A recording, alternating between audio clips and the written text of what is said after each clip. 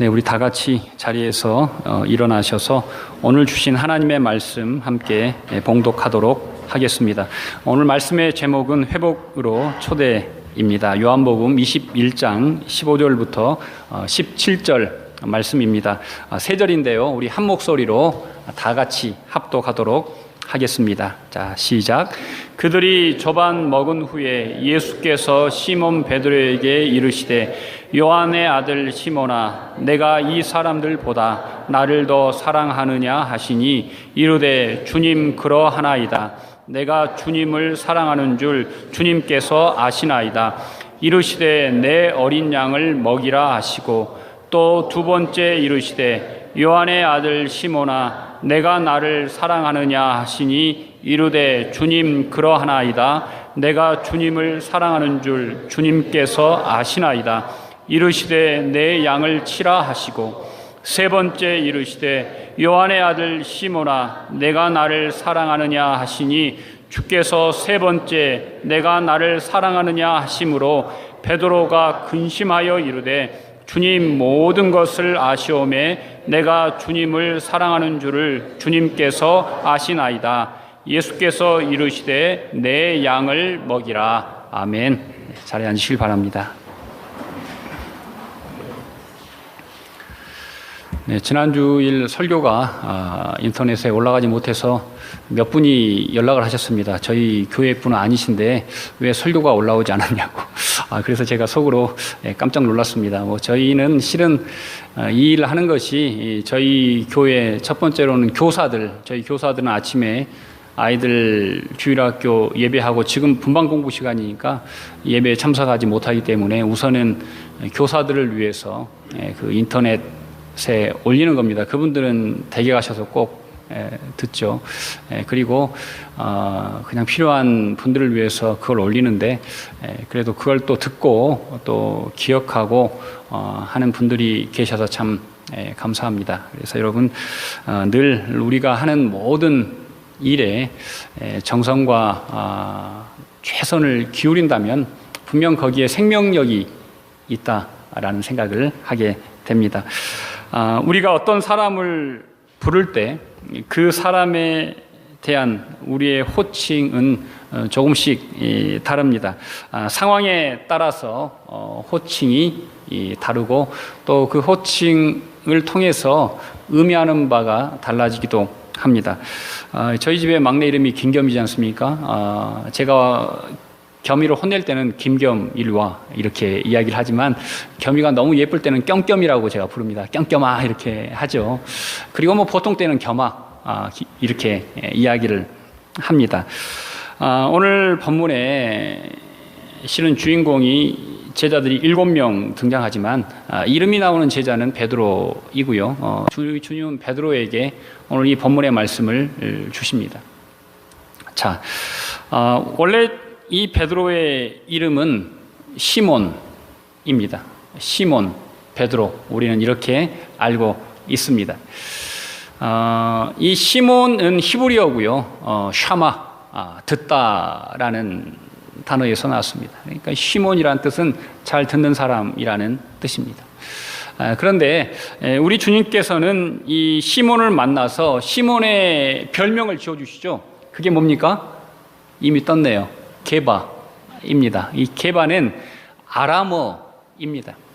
그러니까 시몬은 히브리어고 게바는 아람어입니다. 오랫동안 위쪽 수리아의 통치를 받았기 때문에 그 언어의 잔재가 예수님 시대에는 오랫동안 남아 있습니다.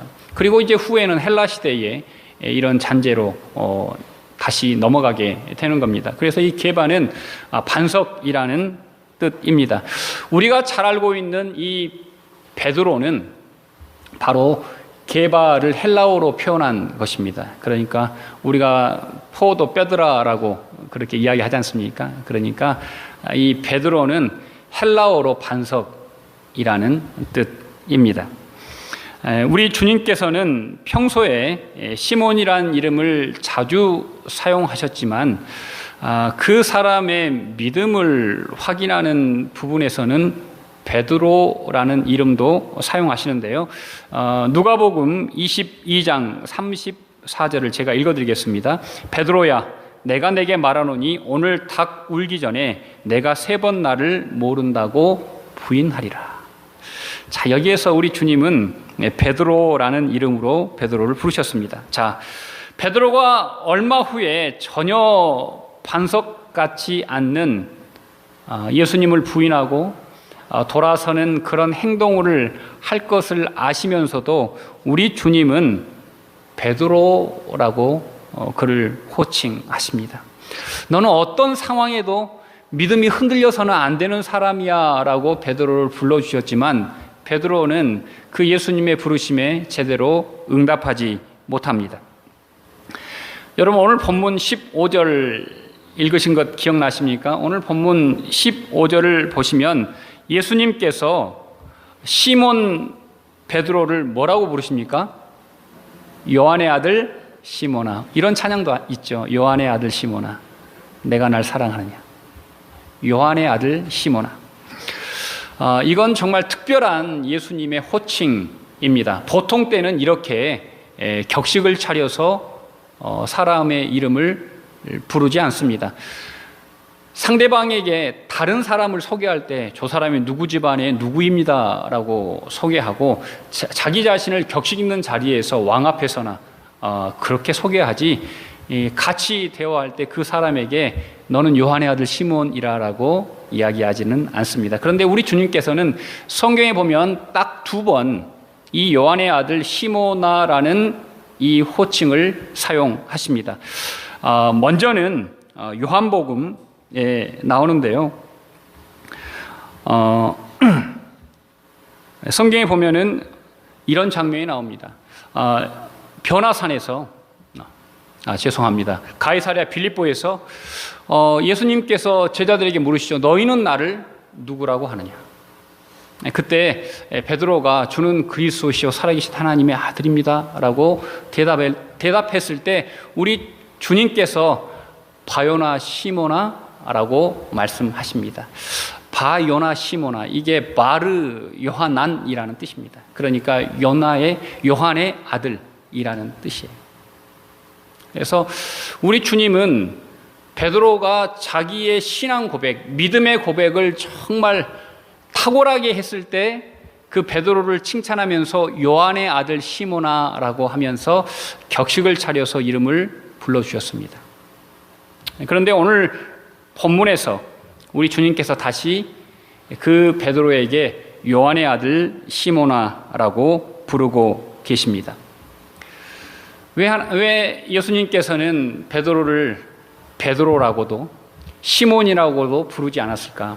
지금 이 상황을 우리가 조금 이해할 필요가 있는데, 지금 베드로는 낙창에서 어디에 가 있습니까? 예루살렘을 떠나 갈릴리에 가 있습니다. 사람을 낚는 어부에서 다시 물고기를 낚는 어부로 다시 원래 과거의 자기의 모습으로 돌아가서 자포자기하고 있습니다. 그런 베드로를 찾아오셔서 야 베드로, 네 이름이 베드로인데 너 왜 이렇게 살아? 시몬, 너 내 친구라며, 내 형제라며, 너 왜 이렇게 살아? 라고 이름을 부르지 않으시고 너는 요한의 아들 시몬이다 라고 오늘 본문에서 예수님께서 말씀하고 있는 것입니다. 난 내가 가이사랴 빌립보에서 최고의 믿음을 고백했을 때나, 그리고 모든 것을 포기하고 실망하고 여기에 갈릴리에서 다시 예전의 모습으로 사는 너를 나는 똑같이 생각한다 라는 주님의 표현이 바로 요한의 아들 시몬이라는 표현 속에 숨겨져 있습니다. 우리 하나님께서는 우리를 보실 때 언제나 저는 똑같다라고 믿습니다. 우리가 부족해도 하나님은 늘 우리를 있는 모습 그대로 사랑하는 하나님이신 줄을 여러분들이 깨달으실 수 있기를 간절히 기도드립니다. 요한복음 21장에서 중요한 단어가 하나 나오는데요. 9절에 보면 어떤 단어가 있습니까? 빨간색으로 제가 표시를 해놨는데 숯불이라는 단어가 나옵니다. 자, 9절을 한번 같이 한번 읽어볼까요? 자, 시작. 육지에 올라보니 숯불이 있는데 그 위에 생선이 놓였고 떡도 있더라. 자, 헬라어로 이 숯불을 안드라키안이라고 이야기합니다. 이걸 원어로 보면은 화롯불이라는 뜻이에요. 화롯불. 이 숯을 담아가지고 이렇게 화로에 담아 놓으신 것 여러분 기억하시지 않습니까? 이게 이 화롯불은 실은 취사용이라고 하기보다는 난방용에 가깝습니다. 어렸을 적에 저희 외할머니 댁에 가면 외할머니가 조그만 화로를 방에다 이렇게 아침에 아궁이 불 떼시고 남은 잔불을 거기다 담아가지고 이렇게 담아 놓으시고, 제가 있을 때 군밤도 구워주시고, 주일날 아침에는 거기에다가 다리미를 올려가지고 이렇게 다림질하는 모습을 제가 보기도 했습니다. 자, 신약 성경에서 이 숯불이라는 단어가 2번 등장합니다. 자, 요한복음 18장에 먼저 이게 나오는데요. 자, 18장 18절을 한 번 더 같이 한번 읽어볼까요? 자, 시작. 때가 추운 고로 종과 아랫사람들이 불을 피우고 서서 쬐니 베드로도 함께 서서 쬐더라. 자, 여기에도 불이 하나 나오는데요. 이 불은 어떤 불입니까? 베드로가 자다가도 이 불을 생각하면 벌떡벌떡 일어나는 불입니다. 배신했던 불. 우리 주님은 추운 곳에서 신문받고 추궁당하시는데 자기는 예수님과 전혀 상관없는 표정으로 멀찍이 떨어져서 대제사장 가야바의 집에 있는 하인들과 무리들과 함께 자기의 언 몸을 녹이면서 예수님을 부인하고 배반했던 그 불빛이 하나 성경에 나옵니다. 이 불도 똑같은 단어를 사용했습니다. 육신의 추위 앞에서 숯불을 쬐야겠다라는 본능적인 자기 보호는 있었지만 예수님의 고난에 함께할 영적인 담대함은 그에게 없는, 자기의 냉랭한 육신만 간신히 데우는 불 앞에서 베드로는 위태하게 살아가고 있는 모습을 우리는 보게 됩니다. 정죄와 악을 도모하는 남들이 피워놓은 파멸의 불 앞에서 기웃거리고 있는 베드로를 우리는 만나볼 수 있습니다. 하지만 오늘 본문 9절에 나오는 예수님께서 피우신 이 숯불은 베드로가 쬐고 있는 불과는 전혀 차원이 다른 불임을 우리는 알 수 있습니다. 우리 주님은 그들의 실패한 자리로 찾아가셔서 그들의 헛 그물질과 허망한 삶을 계속 바라보고 계시는 것이 오늘 성경에 기록되어져 있습니다. 요한복음 21장 4절을 제가 읽어드리겠습니다. 날이 새어갈 때 예수께서 바닷가에 서셨으나 제자들이 예수이신 줄 알지 못하는지라. 그러니까 제자들은 밤새도록 그물질을 했지만 아무것도 잡지 못합니다. 그런데 우리 주님께서는 그들을 밤새도록 서서 쳐다보고 계셨음을 바닷가에 서셨으나라는 단어에서 설명합니다. 그건 과거에서부터 지금 현재까지 제자들과 우리 주님이 동행하고 있음을 표현하는 진행형의 단어이기 때문입니다. 그리고 서서 지켜보신 것이 아니라 그들을 실제적으로 도와주십니다. 배 오른편에 그물을 던지라 라고 했고, 베드로와 제자들이 그 말에 순종함으로 몇 마리를 잡습니까? 153마리. 예전 우리가 많이 썼던 모나미 울펜에 있는 이 153마리의 풍어를 누리게 됩니다. 이 장면은 베드로를 처음 부를 때 깊은 곳에 가서 그물을 던지라라는 장면과 딱 한 가지만 다릅니다. 그때는 깊은 곳이었지만 지금은 바로 배가 되어 있는 바로 오른편에 그물을 던지도록 합니다. 실패하고 낙마하고 모든 것을 잃어버린 아무런 힘도 없는 제자들에게 깊은 곳으로 이끄시지도 않습니다. 바로 여기에 그물을 내리라. 이것이 바로 우리 주님의 마음입니다. 거기에서 끝나지 않습니다. 우리 주님은 그들을 위해서 떡과 물고기를 그 숯불에 구워서 제자들을 먹이시는 장면이 오늘 본문에 기록되어져 있습니다. 이 숯불은 주님의 몸을 데우기 위해서 피워놓은 게 아닙니다. 이 숯불은 제자들을 위해서, 제자들을 먹이고 제자들을 살리기 위해서 우리 주님이 피워놓으신 불이 바로 이 숯불, 성령의 불입니다. 여러분들은 초등학교 때 선생님 이름을 기억하십니까? 저도 지금 이렇게 돌아보니까 초등학교 선생님 이름이 2분밖에 기억 안 나요. 6분 중에서. 너무 죄송해요. 제가 이름을 지금까지도 잊지 않는 선생님이 초등학교 5학년 때 김혜순 선생님이세요. 지금 살아계신지는 잘 모르겠어요. 그런데 그 선생님을 기억하신 이유가 겨울에 저희 때는 화목난로를 피웠어요. 그러니까 장작으로 불을 때는 난로를 피웠는데 선생님이 저희들이 학교에 오면 2교시 정도의 모든 도시락을 그 화목난로 위에 올리게 하세요. 그리고 30분마다 도시락을 이렇게 바꾸죠. 밑에 놓으면 그놈만 타니까. 그래서 이렇게 바꾸다가 이제 언제 점심시간이 되기 마지막 시간에 저를 불러요. 쉬는 시간에 불러서 성현아, 저기 시장에 가서 바지락을 좀 사와라. 그러면 학교에서 5분 거리에 시장이 있어요. 자전거를 타가지고 수행하고 가서 바지락을 사오면 주전자에다 그걸 넣고 국을 끓이세요. 그래서 바지락국을 끓여서 그 좀 어려운 애들 있잖아요. 제대로 이렇게 반찬을 싸우지 못하는 애들, 이런 애들을 그걸로 이렇게 국을 끓여서 먹이세요. 그걸 거의 겨울철에는 거의 끊이지 않고 했고, 저는 그 심부름하는 재미 학교로 갔어요. 공부하는 재미에 가는 게 아니라 그 심부름하는 게 너무 좋은 거예요. 선생님에게 인정받고 사랑받는 게 너무 좋은 거예요. 그리고 그 국을 먹으면 그 어떤 국보다 너무 맛있었던 기억이 나요. 제가 재료를 사왔거든요. 바지락하고 파밖에 안 사왔어요. 근데 어떻게 그런 맛이 나는지 지금도 알 수가 없어요. 돌아보니까 많은 사람들이 선생님의 사랑을 먹고 자란 거예요. 그래서 그 선생님의 이름을 지금도 저는 잊을 수가 없는 것입니다. 오늘 본문을 보면서 예수님이 피운 불 앞에서 아침을 먹었던 제자들에게 아마 제자들은 자기들도 몰랐지만 영원히 살아나는 큰 소망과 생명력을 저는 느꼈으리라 믿습니다. 그리고 이 숯불은 베드로를 가야바의 집 뜰 안에 숯불을 쬐고 있던 비겁한 모습에서 다시 주님을 만나 내가 사람을 낚는 어부가 되겠다라고 다짐했던 그 베드로의 모습으로 돌려놓기에 충분한 밝은 빛이 되었던 것을 우리는 기억해 볼 수 있습니다. 여러분, 우리 인생에는 늘 두 가지의 불 앞에 우리는 서게 됩니다. 세상에 화려하고 밝은 불이 있고 우리 주님이 피워놓으신 작은 화롯불과 같은 불이 있습니다.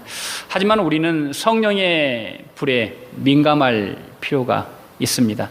세상의 화려한 불빛보다는 주님이 우리를 정말 구원의 길로 인도하시기 위해서 피워놓으신 그 등대와 같은 그 빛을 향해서 우리의 얼굴과 우리의 마음과 우리의 영혼을 늘 돌이킬 수 있는 여러분과 제가 되시기를 간절히 소망합니다. 두 번째로 우리가 생각해 볼 것은 이 14절에 나오는데요. 우리 한번 14절 한번 같이 한번 읽어보겠습니다. 자, 시작. 이것은 예수께서 죽은 자 가운데에서 살아나신 후에 세 번째로 제자들에게 나타나신 것이라. 그러니까 이 베드로가 조금 싫어하는 게 몇 가지 있어요. 첫 번째로 이 숯불을 상당히 좀 뜨아하게 생각하죠. 자기가 피우지 않고 남들이 피우는 숯불을 베드로는 보고 놀랄 거예요. 두 번째로 베드로는 닭 울음소리에 거의 잠을 못 잡니다. 치킨도 안 먹었다는 소문이 있을 정도니까요. 베드로는 되게 닭을 싫어합니다. 그리고 한 가지 싫어하는 숫자가 있는데 베드로는 3이라는 숫자를 너무너무 기겁을 합니다. 번지수가 3자 들어가면 절대 집을 얻지 않았을 거예요. 자, 그런데 여러분, 이 주님께서는 정말 세밀하신 분이에요. 사람의 상처를 그대로 그냥 덮지 않고 그 상처를 정확하게 치유할 수 있도록 도와주세요. 불로 얻은 상처를 불로 치유하세요. 그리고 이 3번 부인한 이 3번의 상처를 3번 사랑의 확인을 통해서 그를 치유하시는 장면이 오늘 본문에 나오는데 14절에 보면 더 아름답게도 우리 주님이 부활하신 후에 베드로에게 몇 번째 나타나신 거예요? 3번째 나타나신 거예요. 그러니까 하나 둘 해서 베드로에게 3번 짠 나타나신 거예요. 일부러 베드로를 찾아서 3번째. 베드로야, 3은 저주의 숫자가 아니라, 참은 절망의 숫자가 아니다. 3은 너와 나의 관계가 끝나는 숫자가 아니라 3은 다시 우리가 시작하는 숫자다라고 우리 주님께서 베드로에게 말씀하고 계시는 것입니다. 우리 예수님께서 베드로를 부활하시고 3번째 찾아가신 이유가 있습니다. 우리는 사람들과의 관계가 깨지면 찾아가죠. 첫 번째 찾아가는 이유는 따지러 갑니다. 결과 싸움으로 번지고 상처만 입고 돌아옵니다. 두 번째, 좀 실력 있는 분들은 이해하려고 찾아갑니다. 그러다가 오해만 잔뜩 하고 돌아섭니다. 자, 우리는 어떻게 해야 됩니까? 우리는 이런 경우에서 어떤 마음으로 찾아갑니까? 사랑하기 위해서 찾아가면 다 해결됩니다. 그냥 사랑하기 위해서 찾아가면, 사랑을 회복하기 위해서 찾아가면 다른 모든 문제가 해결이 된다는 것입니다. 우리 주님은 베드로에게 나타나셔서 3번 다 뭐라고 물으십니까? 네가 나를 사랑하느냐? 너 왜? 어쩌자고? 너 맞아? 이런 말씀이 없고 네가 나를 사랑하느냐라고 우리 주님이 물으셨습니다. 주님의 제자 중에 큰 실패를 경험한 제자가 2명입니다. 가룟 유다와 베드로. 둘 다 똑같이 주님을 부인하고 배반합니다. 가룟 유다는 돈 때문에 주님을 팔고, 베드로는 자기 살려고 주님을 팔았습니다. 똑같은 사람들입니다. 하지만 유다는 그 배신과 실패로 죽음에 이르렀고, 베드로는 다시 회복됩니다. 그 이유가 뭘까요? 두 사람의 차이는 실패나 회개에 있지 않습니다. 둘 다 예수님을 팔고 부인하고 둘 다 후회합니다. 둘 다 회개의 마음이 있었습니다. 그런데 가룟 유다와 베드로를 가르는 현격한 차이가 딱 하나 있어요. 그건 바로 예수님을 사랑하는 마음이 남아있느냐 남아있지 않느냐의 마음이었어요. 가룟 유다는 예수님을 팔았지만 예수님을 사랑하지 않았어요. 사랑하지 않았기 때문에 예수님을 판 거예요.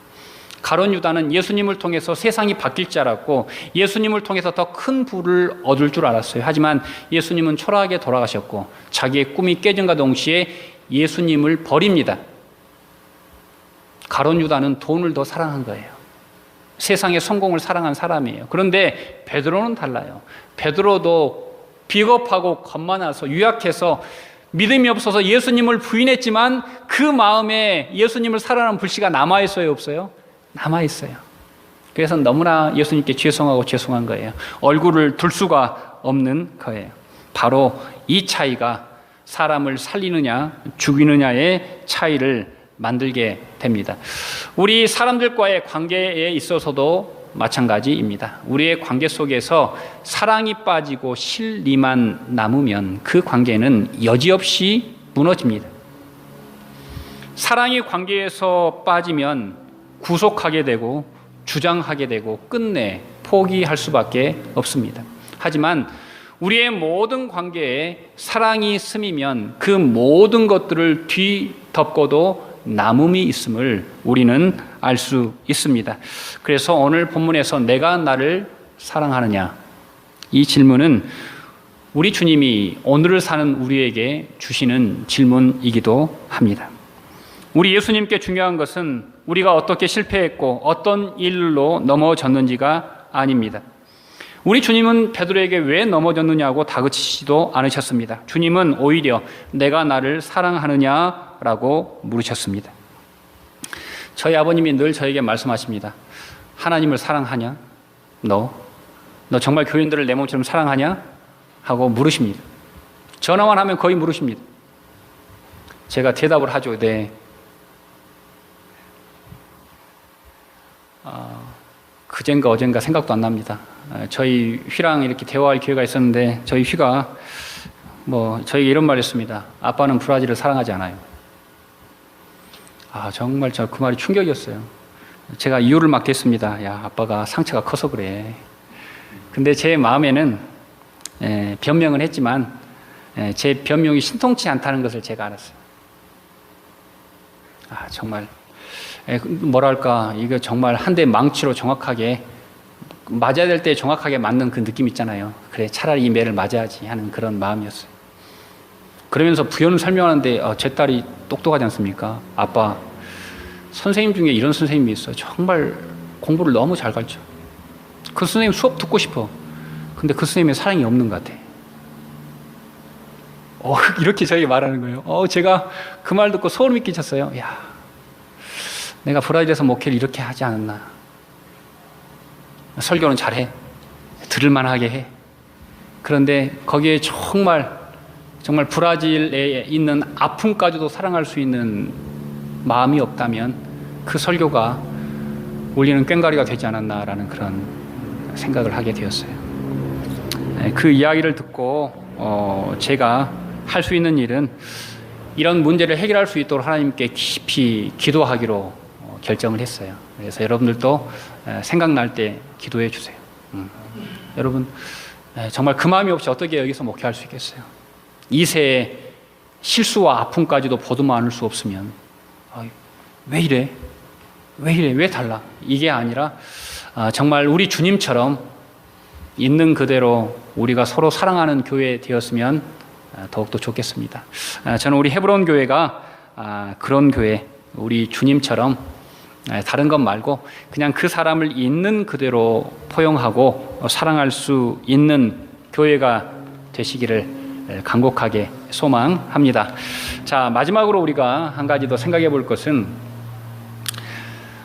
이 본문을 보면 한번 15절 한번 나왔으니까 한번 읽어볼까요? 자, 시작. 요한의 아들 시몬아, 내가 이 사람들보다 나를 더 사랑하느냐. 자, 우리가 이 원어를 꼭 알 필요는 없지만 원어를 알면 훨씬 더 말씀을 풍성하게 이해할 수 있습니다. 우리 한글 성경은 15절, 16절, 17절 모두 다 우리 예수님께서 내가 나를 사랑하느냐라고 사랑이라는 단어로 썼지만 이 헬라어의 성경으로 보면 이 사랑이라는 단어가 다릅니다. 첫 번째와 두 번째 질문은 아가페, 네가 나를 아가페 하느냐라고 묻고 마지막에는 네가 나를 필리아 하느냐라고 묻습니다. 거기에 대한 베드로의 대답은 모두가 다 세 번 다 네, 제가 주님을 필리아 합니다. 필리아 합니다. 필리아 합니다. 라고 대답을 합니다. 자, 그리고 이 모든 사랑하다는 동사는 예수님의 물음도 베드로의 대답도 현재형입니다. 그러니까 왜 너 과거에 이랬는데 과거를 묻지 않으십니다. 너 앞으로 어떻게 할 거야? 라고도 묻지 않고 현재 네가 나를 사랑하느냐? 라고 묻고 베드로도 제가 현재 당신을 사랑합니다. 라고 대답을 하고 있는 것입니다. 자, 그래서 이 성경을 쭉 제가 정리를 해봤어요. 자, 보시면 이렇게 묻고 예수님이 대답하면 이렇게 대답을 합니다. 자, 여러분, 아가페란 게 뭘까요? 아가페는 이걸 쉬운 말로 풀이하면 사랑받을 자격이 없는 사람을 사랑하는 것이 아가페예요. 여러분, 우리 인간이 아가페의 사랑을 할 수 있습니까? 어떻게 생각하세요? 없어요. 이게 결론을 말하면 인간은 아가페의 사랑을 할 수 없어요. 아가페의 사랑을 할 수 있는 분은 딱 한 분밖에 없어요. 우리 예수 그리스도밖에 없어요. 근데 예수님이 베드로에게 물어요. 너 나를 아가페하니? 근데 베드로가 뭐라고 대답합니까? 예전 같으면 뭐라고 했을까요? 내가 죽는 자리로 갈 텐데 제가 충분히 아가페를 할 수 있어요. 라고 대답했을 거예요. 그런데 부활하신 주님을 만나서 그 주님의 성령의 불과 주님이 주신 떡을 먹은 베드로, 예수님의 성찬을 힘입은 베드로가 뭐라고 대답합니까? 예수님, 저는 예수님을 필리아 할 수밖에 없어요. 필리아. 이 필리아라는 단어는 사전에 보면 형제 사랑, 우애 이렇게 표현했더라고요. 우리 한국말로 번역하면 의리예요, 의리. 내가 주님을 믿습니다. 내가 주님을 따르겠습니다. 라는 그런 믿음을 동반한 사랑의 마음을 필리아라고 이야기합니다. 주님, 저는 아가페 할 수 없고 주님을 필리아 할 수는 있습니다. 예전에는 제가 필리아의 수준이 아니라 어떤 수준이었어요? 에로스의 수준이었어요. 제가 내 이익을 위해서 주님을 따라다녔어요. 내 성공과 제 기쁨을 위해서 주님을 따라다니는 에로스적인 사람이었다면 주님, 이제는 제가 주님을 필리아하겠습니다 라는 대답이에요. 두 번째로 우리 주님이 또 물으십니다. 뭐라고 묻습니까? 시몬아, 네가 나를 사랑하느냐? 그때도 주님의 아가페로 묻습니다. 그때 베드로가 뭐라고 대답합니까? 네, 주님, 저는 여전히 주님을 필리아합니다. 주님, 저는 예전에 베드로가 아닙니다. 제 의로, 제 감정으로 예수님을 따르는 사람이 아니라 저는 이제 진득하게 주님을 형제처럼, 내 선배처럼, 선생처럼 따르겠습니다라고 대답합니다. 여러분, 마지막 17절 질문이 하이라이트예요. 뭐라고 예수님 묻습니까? 네가 나를 필리아 하느냐라고 묻습니다. 이 헬라어 성경을 읽으면 여기에서 많은 사람들이 눈물을 흘립니다. 여러분, 우리는 그래요. 제가 왜 사랑이 없느냐? 목사들의 특징이 사람을 가르치려고 해요.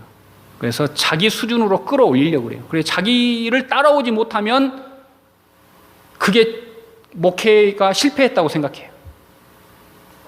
성도들이 자기가 생각하는 목회에 따라오지 못하고 자기 수준에 맞춰주지 못하면 내 목회는 실패했다라고 생각하고 자기만 그렇게 생각하는 것이 아니라 다른 사람에게 나중에 다 그 허물을 돌리더라고요. 그런데 우리 예수님은 어떻게 하시냐? 자기가 그 사람의 수준으로 내려가세요. 그게 예수님의 사랑법이에요. 우리 휴의 말과 오늘 본문이 너무나 저에게 이 돌직구를 던진 거예요. 돌직구를. 제가 물론 설교를 앞으로도 더 신중하게 잘 준비하겠지만 여러분들을 가르치거나 이렇게 하는 마음으로 설교를 더 이상 준비하지 않으려고 해요. 정말 사랑하는 마음으로. 그리고 정말 여러분들이 영혼으로 이해할 수 있는 언어로 하나님의 말씀을 나눌 수 있는 우리 모두가 될 수 있기를 간절히 기도드립니다. 자, 그런데 여기서 끝이냐? 이게 아닌 거예요. 자, 그런데 이런 대답을 한 우리 예수님에게, 자, 보시죠. 15절 한번 보시죠. 자, 뭐라고 사명을 주십니까? 네, 어떤 양? 어린 양을 먹이라. 자, 두 번째 넘어가죠. 자, 내 양을 치라. 자, 세 번째, 내 양을 먹이라. 자, 헬라어에 보면 이 양을 쓰는 단어가 세 가지가 다 달라요. 자, 첫 번째 양은 젖을 먹어야 되는 갓 태어난 어린 양이에요. 두 번째 양은 질풍노도의 시기를 지나는 사춘기 양이에요. 말 대빵 안 들어요. 마지막 양은 너무나 완고하고 굳어져서 절대 다른 사람이 틈을 넣을 수 없는 아주 굳어버린 늙은 양이에요. 우리 주님은 우리에게 마지막 사명을 주십니다. 네가 진정 나를 사랑한다면, 그리고 우리에게 사랑이 있다면 너는 어떤 양도 먹일 수 있다. 너는 어떤 사람과도 살 수 있다라고 말씀하시는 거예요. 젖 먹이는 양이 얼마나 손이 많이 갑니까? 사춘기의 양, 사춘기의 아들 키워보셨습니까? 제가 한 명은 끝나고 한 명은 시작하고 있는데요. 보통이 아닙니다. 인내를 날마다 시험합니다. 하지만 이게 아무것도 아니구나라는 생각을 해요. 나를 보면, 저를 보면, 저 같은 사람도 우리 주님이 저를 젖먹이 때부터 질풍노도의 시기를 지나서 목사가 되었음에도 여전히 이 완고한, 강팍한, 우리 교인들이 가끔 까칠하다고 표현하는 까칠한 이런 존재인 저를 여전히 사랑하시는 주님을 만날 때 우리는 감격할 수밖에 없습니다. 여러분, 베드로에게 우리 주님은 그 모든 양을 맡기셨어요. 그리고 그 모든 양이 누구의 양이라고요? 내 양이라고 말씀하십니다. 우리가 교회 공동체를 살아가다 보면 정말 조양만큼은 절대 받아들일 수 없는 양들이 간혹 있습니다. 목사에게도 있고 성도끼리도 있는 것 같아요. 하지만 우리는 이미 하나님에게 너무나 주체할 수 없는 넘치는 너무나 큰 사랑을 받은 사람들입니다. 우리에게 사랑이 있다면 어떤 것도 품지 못할 것이 없다는 것을 다시 한번 우리는 만나게 됩니다. 오늘 우리 주님의 사랑의 방법 어떠십니까? 되게 섬세하시죠. 그리고 정확하십니다. 그리고 우리 주님은 정말 담대하십니다. 얘가 이 그릇이 이거밖에 안 되는데 하고 너는 여기까지만 해라 라고 하지 않으시고, 그럼에도 불구하고 모든 것을 그 사람에게 맡기는 우리 주님의 믿음을 우리는 다시 한번 만나볼 수 있습니다.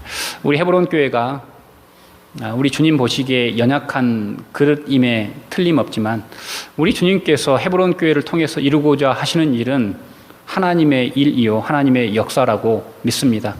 우리의 실력과 우리의 믿음으로 하나님의 역사를 한정 지은 순간 그 교회의 영향력은 바닥으로 추락할 수밖에 없습니다.